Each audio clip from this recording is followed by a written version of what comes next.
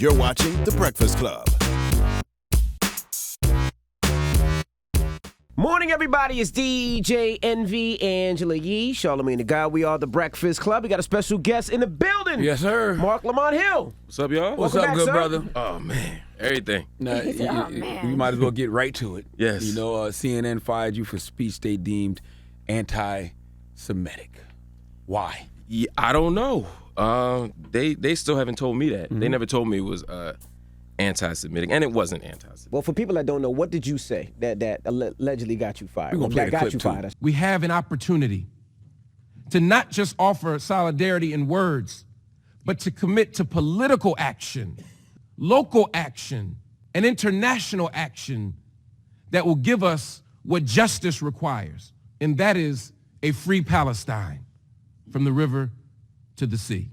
Yeah, I gave a speech at the United Nations. It wasn't like I had like a one-liner. It was a 22-minute speech where I laid out a criticism of the Israeli government.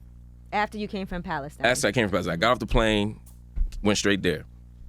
And after I gave that interview, there was some pushback. Some people were criticizing me. And then the next morning, I got a call from CNN. And they said that the speech was not in line with their values. I said, well, which part of the speech? Did y'all hear the whole speech? They didn't even tell me that. They didn't tell me, what part of the speech. They didn't tell me how much of the speech. It's just the whole speech. So I said, cool. And that was kind of the end of that conversation. A lot of people focused on the last line of the speech where I said, free Palestine from the river to the sea. They said that could be interpreted as a call to destroy the state of Israel. They find that's an offensive term to the Jewish community, right? I haven't found that to be the case. Okay. Here's what I'll say. I think there is a small sector of people who have a particular politics about that phrase. That's a lot more radical Right. than what was in your speech. Right. And they would try to say that part of the speech was like I was dog whistling to destroy Israel. And let me be very clear. I wasn't dog whistling to destroy Israel.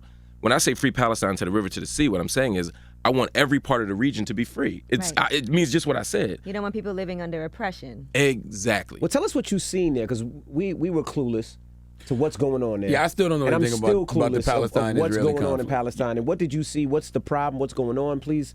And you've been there more than once. I've been spent a lot of time doing research there for 3 years. Okay. So because I come from a tradition of black people that believe that we have to be internationalists. Malcolm went there.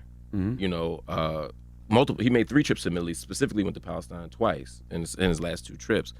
A lot of folk have believed that. Huey P. Newton, the whole Black Panther Party believed that. Mandela, when I was at the Apartheid Museum a couple of weeks ago, Mandela said that our freedom is incomplete without the freedom of Palestinians. Exactly. Yeah. And so there's no way that black folk can be free if there's folk on the continent who are unfree, in Latin America who are unfree, or in Palestine that are unfree, because we're all oppressed by the same system. Yeah, many people are comparing this to apartheid, what's going on in Palestine. It is apartheid. So what is going on? So there's a couple of things going on. One is in the state of Israel proper, in the actual state of Israel.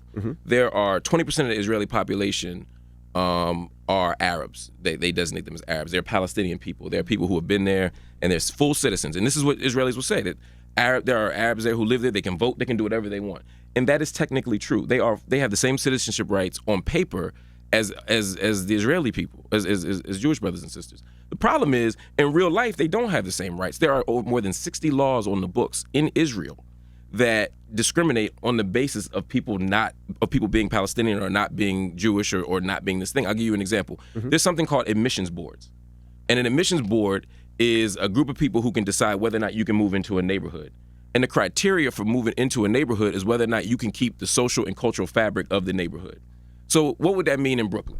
Right? Imagine if when you buy in your crib in Brooklyn, there's a group of people, white people, who decide whether or not you can move in based on whether you'll keep the culture and social fabric of Brooklyn. Right. Now, if you look like them and believe like them and think like them, you're probably cool.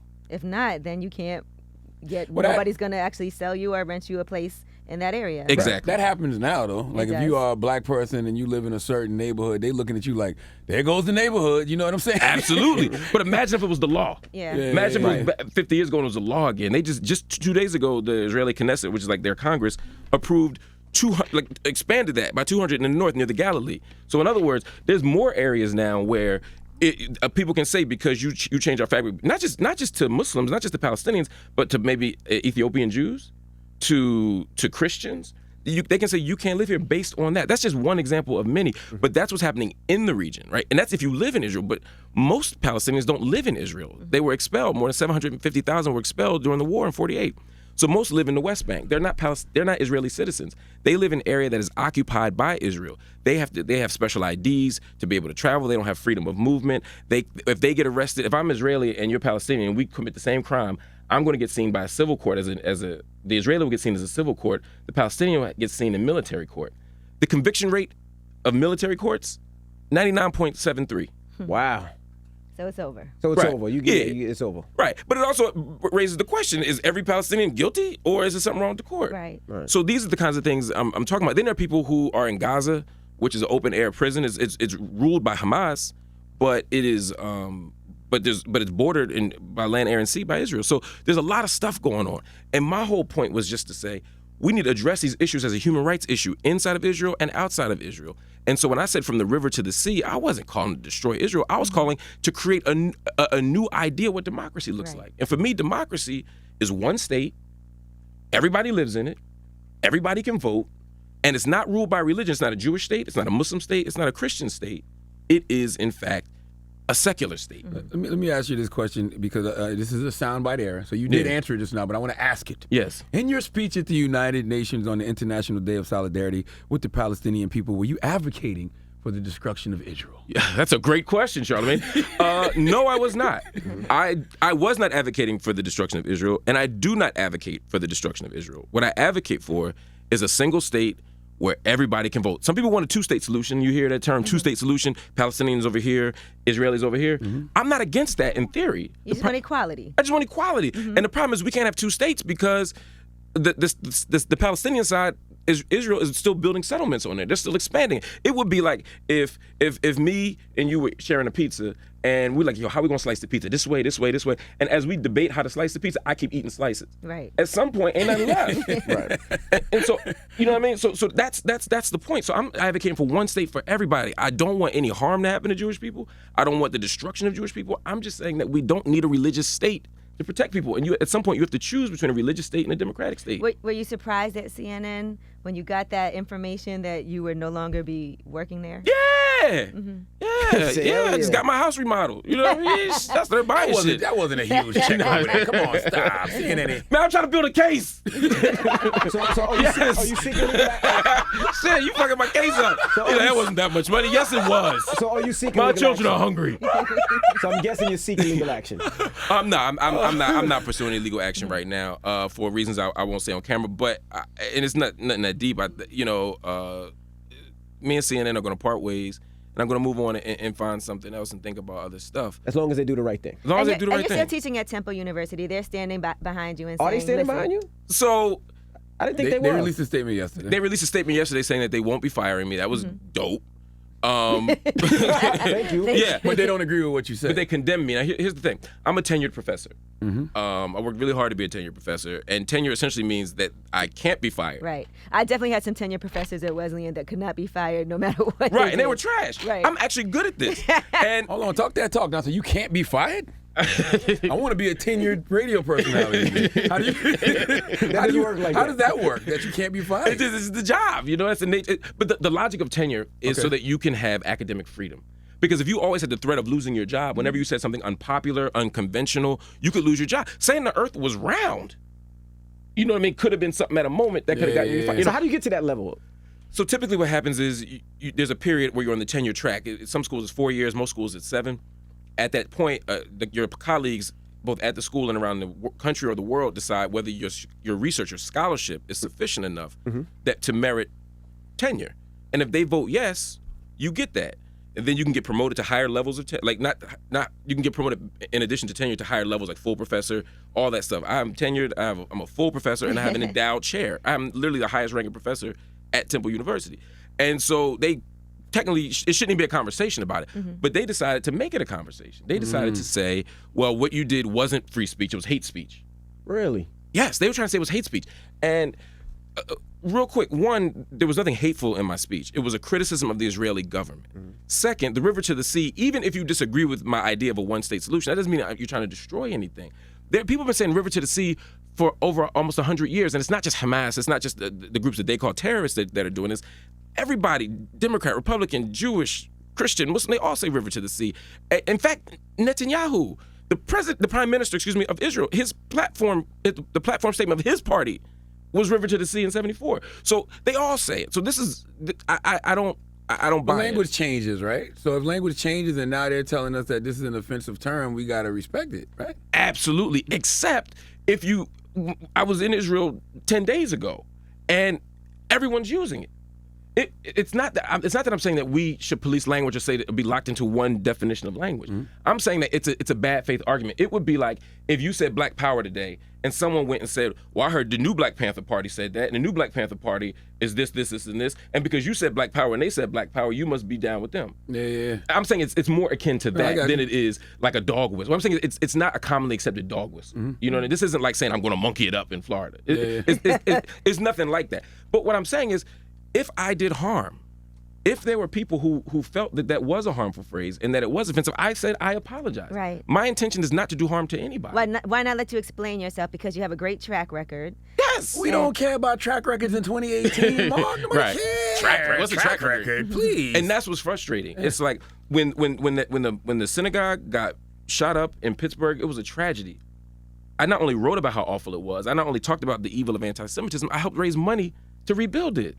You know, I speak out against anti-Semitism all the time in every movement that I'm in. So I don't want any harm or any danger to happen. But we can't be in a moment where every time we criticize Israel, we're considered to be anti-Semitic.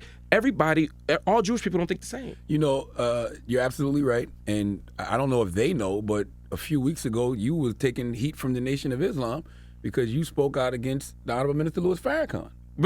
Right, and that got blown out of proportion too. But right, so what happens? You end up getting critique from every side. You know, 2 weeks ago I was being controlled by the Zionists. Right, they were saying that I'm being controlled in media by Jews, which is an anti-Semitic conspiracy theory. Right, the Jews control everything. Right, that is an anti-Semitic conspiracy theory. Let me be very clear. So they're saying some people saying I'm being controlled by the media, and this wasn't the Nation of Islam saying this. This was outsiders, but people were saying I'm being controlled by the Nation of Islam. I mean, people saying I'm being controlled by the Zionists. Other people were saying I'm trying to destroy the Zionists. Some people saying I sold out Black people by working for Palestine. Some people, some people say I sold the Palestinians by apologizing for any hint of confusion in the language.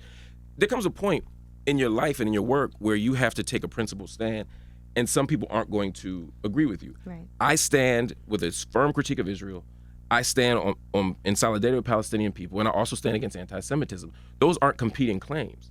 You know what I mean? You can love Jewish people and say that Jewish lives are not worth more than Palestinian lives, that Israeli lives are not worth more than Palestinian lives. And I can say also that everybody who criticizes Israel doesn't hate Jews, and I would hope that most don't. You know, it's interesting because a lot of criticism will come from people who don't really know what's going on and have never been there. Right. And when you go there and you're walking through a place like Isawiya, and I'm watching an 80-year-old man have to pull down his pants at a checkpoint, the lack of, when I'm watching children go through checkpoints, the ritual humiliation of being a child walking through checkpoints, when I'm watching women have to go through forests and bushes to go around checkpoints, 80 and 90-year-old women to sell vegetables in East Jerusalem, and then they get fined and they lose all their money. When I'm watching children getting beaten with nightsticks, when I'm watching stop and frisk on Via Dolorosa, the very walkway where Jesus occupied the 7 stations of the cross, when I'm watching that happen, and I'm also watching children being stopped and frisked, which is outside the tradition of any religion. When I'm watching people being killed and maimed, and I'm watching this, there's no way I can see that and not speak out against it. Right. And again, this doesn't mean that harm doesn't happen to Jewish people. This isn't an Olympics. We can talk about both at the same time. And I understand that there's a deep pain and a deep frustration and a deep memory of the Holocaust.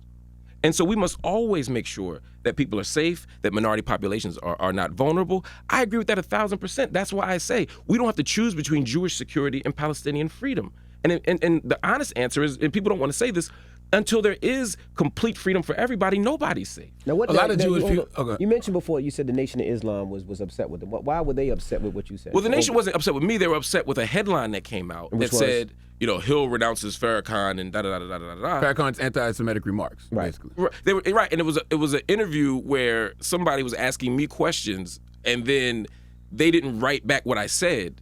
And in fact, the headline didn't even match the quote. But the problem is people don't... Right. They don't read the whole article. They read the headline. They read the headline. And then they decide the headline is what happened. They read one line from a speech. Right. Right. So I'm getting emails, you ain't shit, or Assalamu alaikum, you ain't shit, right? And, you know what I'm saying? And I'm like, bro, did you just read the head? I've been standing in this tradition my whole life. I've been doing this work my whole life. Just give me the benefit of the doubt. Right. But also, like you said, you can love the minister, but not like something that the minister said. Right. Why And don't people understand nuance? That's what's going on with the Women's March right now. Yeah. And I would love to get your thoughts on that with, Tamika Mallory, who was up here, and Linda Sarsour, and the issues that they're having where they're trying to get them out of the organization of the Women's March. Exactly, because there is this weird litmus test that gets applied to Farrakhan and Farrakhan only, which is problematic. Again, do I have disagreements with the minister? Absolutely. When I met with the minister, the day that they took that photo, and again, the media made it sound like we just be rolling out all the time. You know what I mean? It was a photo of a meeting, and other people were there. I was there, right? Yeah, I didn't want to say that if you ain't. I don't care. I don't do that. I don't snitch like I'm from. Like, I took a picture too. Right. Other people were there. Right, but I was like, other people were there. That was his cue. I've had the minister up here twice. Yeah, that's what I'm saying. So you were there. A lot of people were there, and we were listening to his album, right? Yeah. And we were there. At least I was there in the capacity of a journalist, first of all, right? So that was the context. It wasn't a secret black people meeting where we was plotting on destroying the white man. Right. That happen somewhere else. That was another meeting. Yes, exactly. So I met, and when we spoke that evening, we talked about many issues. And the first thing Mr. Farrakhan said to me is, brother, you are my brother, and I love you, and I know we disagree on many issues. And two of the key issues we disagree on, one was anti-Semitism, the question of anti-Semitism, what constitutes it, and what the boundaries are, and the other thing was LGBT issues, right? And we could talk and we debate, but for some reason, if you meet with Minister Farrakhan and you don't throw him away wholesale, then you're castigated in a way that doesn't happen with anybody else. I worked on Fox News for many years. No one ever said, why are you sitting with Bill O'Reilly? Why are you sitting with Sean Hannity? Why are you sitting with Ann Coulter? No one ever said that. And I'm not comparing Farrakhan to them, except to say that if you think they're extremists, well, I think they're extremists. Absolutely. So why is only one set of people untouchable? And why does every black leader have to ritually denounce Farrakhan in order to sustain a position? You know what I mean? Real. That doesn't happen to anybody else. Again, Minister Farrakhan is my brother. We don't agree on some issues, the issues that I mentioned. But the idea that we have to renounce and denounce and throw them away. And here's the funky part of it. They try to say, well, we make Republicans denounce extremist Republican leaders. Farrakhan's not a Democratic leader. Farrakhan's not a Democrat. Farrakhan's not a liberal. Minister Farrakhan on issues of whether it's gay marriage, whether it's self-help. I mean, these in many ways are far more conservative and right-wing messages than they are left-wing messages. Minister Farrakhan doesn't operate in a political tradition. He operates in a spiritual and religious black nationalist tradition. And so the idea that to be a Democratic congressman, you got to throw him away. To be this, you got to throw him away. This isn't about Minister Farrakhan's ideology. The question is, why does he get positioned as the brook of fire through which everybody has to pass? Yeah. And I'm saying that the whole idea of it is absurd. And so part of what I was trying to do, and I didn't do it perfectly, was navigate the terrain where I can say, yes, I have principled disagreements with my brother, but I'm not throwing him away without being seen as if I'm ignoring the very important issues that come up on the one hand, you know what I'm saying? Or that I'm not just doing some kind of tricky doublespeak. You know what I'm saying? I'm not trying to do any of that. I'm trying to stand in a principled tradition. I oppose anti-Semitism. I oppose homophobia. And I oppose rampant capitalism. I oppose patriarchy. I oppose transfer, all these things. And whatever traditions are supporting those things, I'm going to push back and challenge. But in the black tradition, I ain't got the luxury of throwing people who love us away. I ain't got the luxury of taking people who come out of traditions that have saved us and cleaned us up and throw them away. Absolutely. We can't do that. We shouldn't do that. What about people who support Trump then? Because, we want people to denounce Trump. To what extent do I want people to denounce Trump? I don't necessarily want people to denounce Trump. I want to know where people's politics are. Trump is just a proxy for that. The other thing is I didn't vote for Minister Farrakhan. Right. I didn't vote for these other people. I think that's the same because we've had politicians up here and we've kind of went at them for voting for Trump and For supporting Trump, supporting yeah. Trump. And Yeah. we kind of said that we can't pretty much rock with you because that's your guy and that's who you voted for, and you can't understand what he's doing is wrong, then you can't see what we see. Right, because it's a policy issue and it's a voting issue. It's an ideological issue. But there are a million people who think like Trump, and I don't hold you accountable for each person in the world and try and line your thinking up with that person. We can have a room full of black people that look at the world differently, and we can still love each other, support each other, and move toward a project of freedom. Let me be very clear, though. There's no project of freedom that I want to be a part of that doesn't liberate disabled people, that doesn't liberate the elderly, that doesn't liberate queer folk, that doesn't liberate trans folk. Like, for me, that's all part of the project, and all Black lives matter, and we have to include all of them. So even as I'm pushing back and debating with people, some things are non-negotiable. And our humanity, the humanity of all Black folk is non-negotiable for me. But the conversation we can have and we can keep going, especially if I know you love us. And there's so many people that don't love Black people that are out here working for Black people or working or exploiting Black people. Right. And I'm saying, like, I want to work with people who love Black people and who want to do this work to Damn liberate us. That's what matters to me.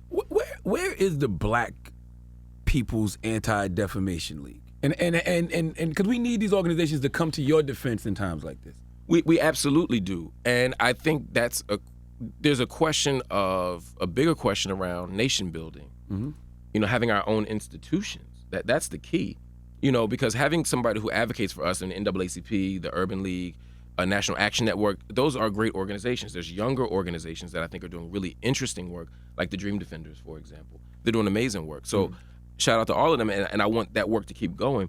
But for me, it's less a question of how can I be defended when I get thrown off of a network for something that I think was unfair, and more is how can we create spaces where we have our own voice, where we can't get thrown off all the time. We can't get thrown away so easy. Because that's the point. Because at some point, everybody has a politics, and no institution is going to give you space to articulate a vision of the world that's going to undermine their power. Yeah. So at some point, we got to create those things for ourselves. And why would, like, you've been fired from Fox News. Yeah. You've been fired from CNN. Yeah, I'm on a roll. What's Hey, the Max, I'm coming for you. What's the point? What's the point of having people on the show if you're only going to fire them when they say something you don't agree with? Like, Right. And again, it's a question about what are the boundaries of speech on particular issues, right? You can talk about reforming prison, but when you start talking about abolishing prison, they're like, oh, wait, slow down. You can talk about two-state solutions, but when you say, what about one state? Oh, wait, that's too far. So there are these issues. Oh, you can talk about Democrats, Republicans. Oh, but I'm voting green. Oh, wait, shit. No. Are there things at CNN that they tell you they don't want you to speak on? No. Or it's not to say it a certain way? No, never. CNN has never asked me or demanded that I approach an issue a certain way or tell me what to say. I think that's never been an issue. But there's certain things that you know if I say something like this, then it will get some pushback from CNN? I've never gotten a call from an executive like, yo, Marc, don't talk like that, don't say that, don't do anything. I think one of the ways that it appears in news is when you get booked for stuff. You know what I mean? I have expertise in the Middle East. I study the Middle East. I work in the Middle East, but I've done maybe 3 Middle East segments ever. Right. Wow. So, but, you know, I'm a black person get shot. You know what I mean? They're going to call you for that. They're going to call you. Yeah, that nigga correspondent. Yeah. You know what I mean? You're the black guy. Yeah, the black guy, right? So it's and I like talking about that because I think state violence against black bodies is something we need to take seriously, right? But I think that, again, there's boundaries to the politics, right? If you're a Green Party person, and this isn't a CNN issue, this is all networks. If you're a Green Party person, as I've been, and I do want to say something about that because I've been getting trashed by black people since the last time I was here supporting the Green Party.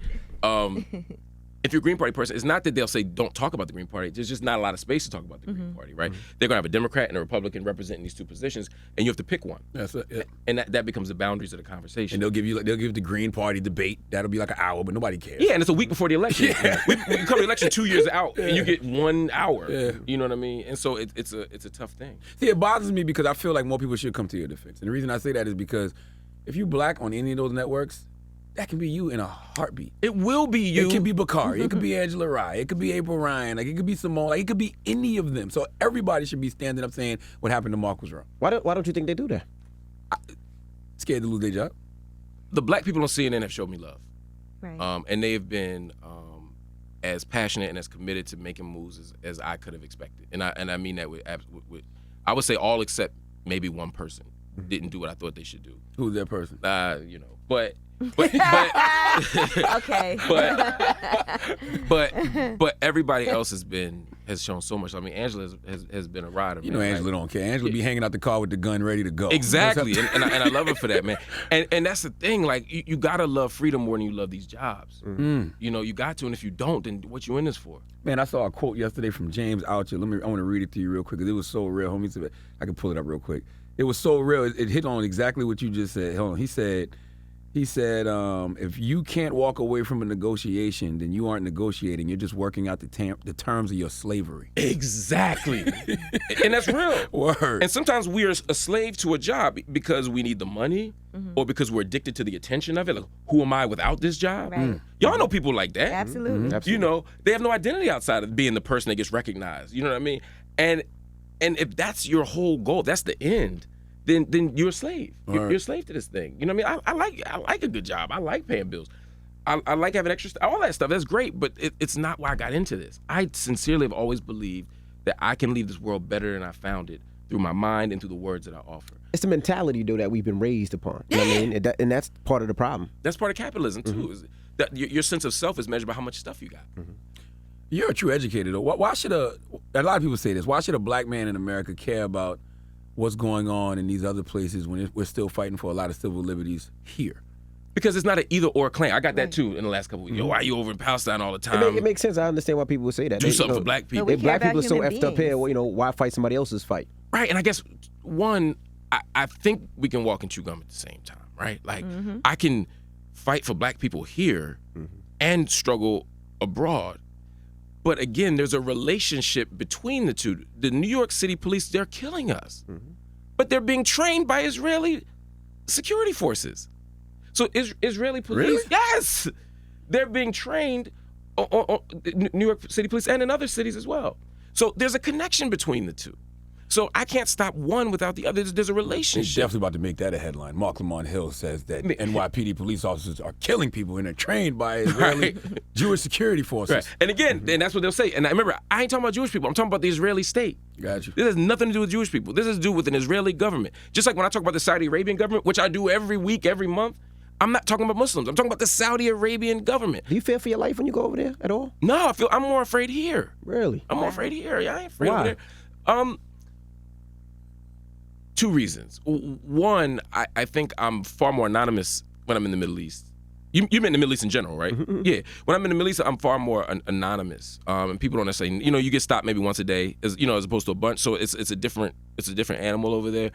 But also here, I think we just have so much more violence, so much more reactionary stuff. I mean, a synagogue gets bombed, a mosque gets set on fire, a church gets bombed. I mean, that stuff happens everywhere, but I think in the United States there's a particular type of reactionary moment we're in the Trump era, where dissent can often lead to death in a way that I haven't seen before. And so I'm not scared here, but I'm more worried here than I am anywhere else. I think another problem a lot of people have is these conversations seem so one-sided. Like we're always hearing from the Palestinian I am. Okay. For me, that's always a pro-Palestinian perspective. We haven't really heard the pro-Israeli perspective. I haven't anyway. Yeah, I mean, I think there is a very real concern that Jewish brothers and sisters have about safety. And throughout history, Jews have been oppressed, they've been marginalized, they have been killed for being Jewish. And so one of the things you saw in the late 1800s, right, 1892 for sure, 1897 when the organization gets started, the Zionist organizations get started, they said, look, we need to unite. We need to understand that Jews anywhere are of the same sort. And then we need to find a homeland and a Jewish state to protect us. Because if we're minorities here, then we won't be safe. You see the same thing with Yazidis in Iraq. You see the same thing with Romanis in Italy or Algerians in France. No, if we have a state that's ours, then we can be safe and protected. That's the argument. And I don't think that's a bad argument. The problem is that your safety can't come at the expense of mine. And so we have to find a way to keep people safe and protected on the one hand, but on the other, not lose sight of the fact that Palestinian babies and Palestinian lives are worth just as much. And that's where the tensions come in. Because I heard when Vic Mitchell was here, he was talking about how it was like a area blocked off where they keep Arabs out, and they said because the Arabs be committing acts of terror. So I'm like, well, if that's the case, can you blame them for keeping them out? Yeah, so in this era again, it's soundbite culture. So I don't support terrorism, and I don't support killing innocent people. I don't support killing babies, any of that stuff. Oftentimes, though, every act of resistance that Palestinians engage in is called terrorism. So we can reject terror. And I went to Palestine with Vic, and we were there at the same time. And we saw some of these areas and we saw some of this stuff. And the question is, how can I punish an entire community or an entire race of people because of the acts of some people? That becomes collective punishment, Right. which is illegal. It's against international law. It's against our values. It's against our spirit. So again, I'm not. Of course, there are Israelis and there are Jewish people who are victims of unethical, immoral, awful, atrocious acts. I don't dispute that. A Jewish pregnant mother was killed 2 days ago in Israel. That's awful, and I denounce that. I decry that. That's awful. But that's not the story of what's been happening. And too often, any act of resistance from Palestinians gets called terrorism. And so, again, if I come in your house and raid your house and take all your shit, at some point, when you push back, how do I make sense of that as a moral project? That's the question we have to ask. Because international law says that an occupied people have the legal right to resist. And I think that's just common sense. That's what Malcolm been talking about. That's Do you support violent responses from Palestinians? I support self-defense. I support self-defense. Because you say violent response, like a violent response to what? A violent response to a peace talk? No. A violent response to violence? Yes. Okay. Yeah. Now, for you, I'm sure, or maybe not, but have a lot of people been reaching out now? Marc Lamont Hill is available. So, do you have a lot of news outlets trying to get you to come there, or has it been? No, it's been an interesting mix. I've gotten calls from a bunch of networks actually. Some U.S., some international. There's interest in it. I may get back into cable news. I'm really interested in doing other stuff. I have a lot of projects that I'm doing, and I'm just interested in doing other stuff too. Basketball Wives reunion. Oh, that's the height of it. That's that moment where you just gotta be like, look, I just needed to check. But we support your opinion on anything and everything. Yeah, I do want to always give you this outlet. Yeah, we know your voice is necessary. We know you're not hateful towards Israel or any other group of people. Correct. So how do people support Marc Lamont Hill going forward? Right now, there's not a lot of ways to support me other than, just continue. I want people to not support me, but support these causes. I want people to support transnational solidarity. And it's not just with Palestine. I want people to be focused on the continent of Africa. I want people to be focused on Latin America. People can support me by reading international news, by supporting ideas. Gotcha. They can always buy my books and do all that stuff. And I have a few projects coming out. I have a documentary that'll be out called Black in the Holy Land in the spring. That I did with Existence is Resistance, as well as Stacey Muhammad. So that's about Israel? Yeah, it's about the different racial groups. Because my research is on black, again, actually on Afro-Palestinians. So, but I'm doing a documentary, I'm writing a book, stuff like that. It'll come out, and I want people to support it. Of course, there's Uncle Bobby's in Philly. When y'all come to Philly, please make sure. Great spot. Come to Uncle Bobby's. Charlamagne was there. It's a bookstore cafe in Philly, but it's also a community education center. It's also, we do GED training, after school training, tutoring, children's story time. We give away books, we give away clothes. We do a lot of stuff in Philadelphia. So if people want to support, don't support me, again, support the projects. Just come through Philly, show love to Uncle Bobby's. We got merch online, go to UncleBobby's.com, you can get all that stuff. But really, I just want people to read, get some books, get some ideas. And your hoodie is fire. Oh, thanks. This is one of ours. This is Uncle Bobby's joint. So this is online on the online shop. But just come through and just support us. Well, definitely we'll do you at the book club again. Yes, I love doing. You do this book club, and you rep the New York Public Library, right? Yes, I'm an ambassador for the New York Public Library. That's what we need to be doing. Celebrities, if we could get back, I don't know we got to run, but if we could just get back to books again, yes, or maybe not again. If we could get to a point where books are central to the culture, all these dope books that came out this year, and that's what a real information is. I know they say we live in an information age, but people think this is where you should get all your information. Right, and then 140 characters. Exactly. It's like no, go out and read these books. Delve deeply, man. Have it's book hard. clubs, like you look at groups. some of these middle schools, these elementary schools, these high schools. They're getting rid of all the libraries. Exactly. All the libraries are gone. Somebody asked me that at a college. I was at Morgan State on Friday, and somebody asked me, why write a book about anxiety? Why wouldn't you just put it on social media? I'm like, what? Because that's how they look. That's how they look at the A lot of world. these schools have no library. Right. Like even when I went to Howard, when I was at Howard University, they put us as the green room was like the old library. You seen books, but none of the students were there. They were starting to phase that out and put more computers there. You lose all those books. People Wikipedia instead of reading books. And our tradition is, Malcolm's life was saved by books.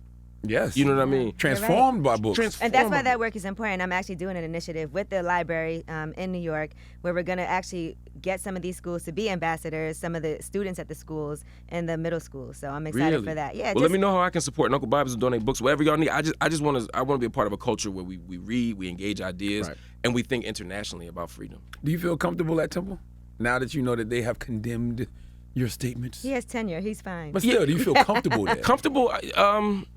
I hope that cooler heads will prevail and we'll be able to have some peace and some dialogue.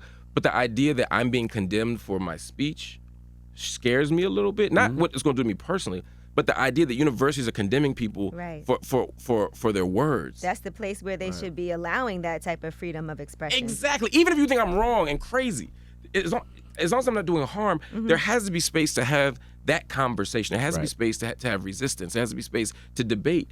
And without that, again, we throw things away. We live in an age of disposability where we throw ideas away and we throw people away so fast. How many times have you looked on the internet where somebody who we love and support will say one tweet or one quote and they cancel? Yeah. I get canceled every year, Mark. I get canceled every month.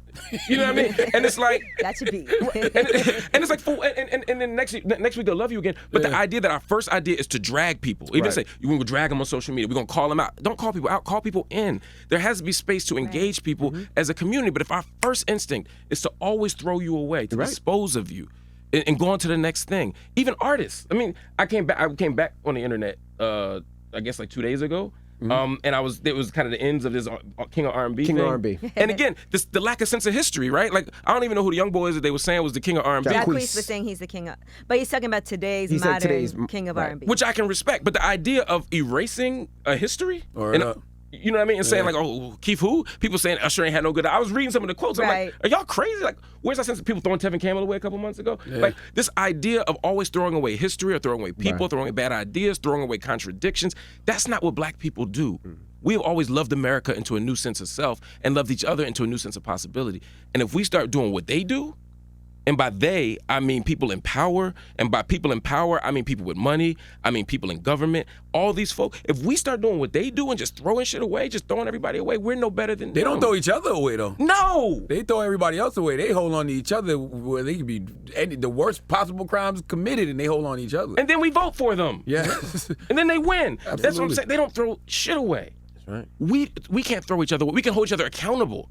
And people can be trash and not be disposable. That's right. As my girl Treva Lindsay says. Yeah, like it doesn't be either or. It doesn't have to be either or. I just don't want people to think you're anti-Semitic moving forward. That's the big. I'm like, yo, he's not anti-Semitic. No, and it's hurtful on a personal level because I'm not.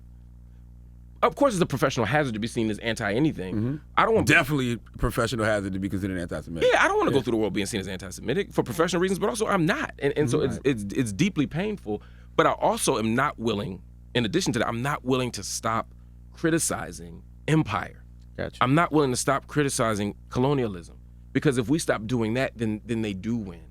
You know, power wins. And if power wins, then we're all vulnerable. Maybe not us in this room, we'll be okay, but the rest of the world won't be. And we got to fight for the rest. We got to fight for the vulnerable. All right. Well, we appreciate you for joining us, and like I said, you're always welcome to come up here. Yes, and I'm definitely gonna be following up with you saying that you are down to help out. So whatever I ain't got no job, so whatever you need. All right, now's the time to catch him. All right, it's Marc Tell them Lamont to follow Hill. you, Marc Lamont Hill. Oh yeah, follow me on Marc Lamont Hill on all social media, Instagram, Twitter, Facebook, all that. Marc Lamont Hill. All right, it's Marc Lamont Hill. It's the Breakfast Club. Good morning.